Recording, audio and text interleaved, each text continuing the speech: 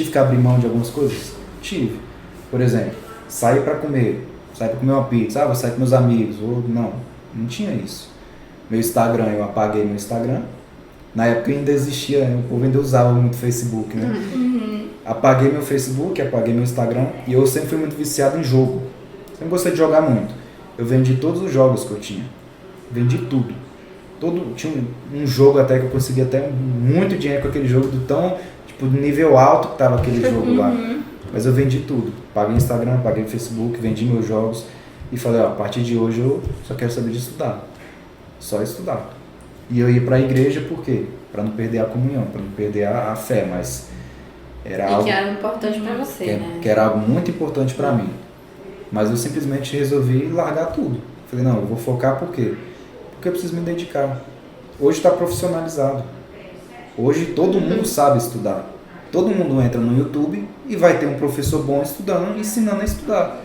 Hoje todo mundo sabe estudar, hoje tem muito cursinho bom.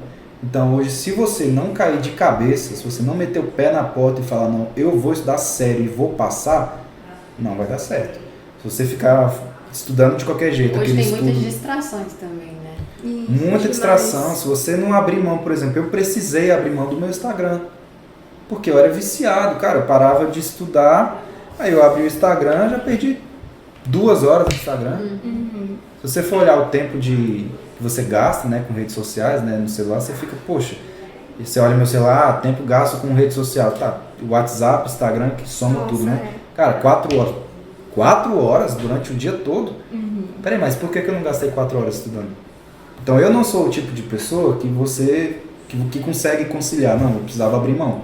Então eu optei, eu apaguei tudo e falei, não, vou cair de cabeça, porque eu queria passar rápido, eu não queria ficar enrolando, queria demorar. Esse é um ponto. Porque você queria passar rápido. Mas você acha que, por exemplo, seu amigo que ficou 8 anos, se ele excluísse todos os lazeres dele, você acha que ele ficaria os 8 anos? Depende. Não sei como é que foi a história dele, né? Mas...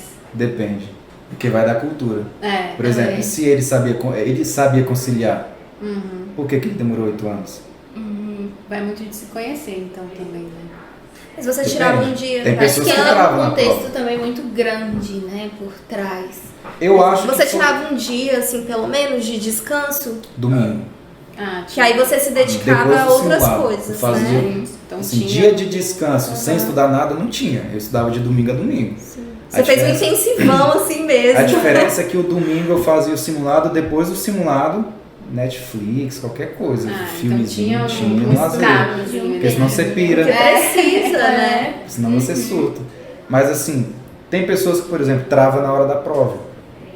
Tem pessoas que travam na hora da prova, tem pessoas que esquecem muito fácil, tem dificuldade de absorver conteúdo. Então assim, o cara que passou em 1 ano e o cara que passou em 8 anos, poxa, qual que é a diferença? É a personalidade de cada um, a forma como cada um estudou. Agora assim, pra mim foi primordial ter largado tudo pra estudar? Foi. Porque se eu não tivesse feito isso, talvez eu estaria até hoje estudando. Porque eu sou o cara que não consegue focar. Eu não consigo, eu tenho dificuldade de foco, de concentração. Então eu precisava fazer aquilo porque na época eu queria passar na PRF, tá? Poxa, o concurso nacional. Todo mundo do Brasil fazendo aquela prova. Quantidade de vagas talvez até menos do que tem na PNDF. E cara, se eu não mergulhar de cabeça, não vai dar certo. Eu precisava disso. Precisava, mas é porque é a minha personalidade. Agora tem gente que já sabe se controlar. Por exemplo, eu não gosto de estudar em casa. Eu gosto de estudar na biblioteca. Por quê? Porque eu me engano. Eu estou estudando, eu vou parar, vou abrir a geladeira, vou pegar besteira. Vai ficar O sofá vai chamar, alguma coisa. O Buck, né? O cachorrinho vai chamar. A vontade de ir ao banheiro duplica. Eu me engano.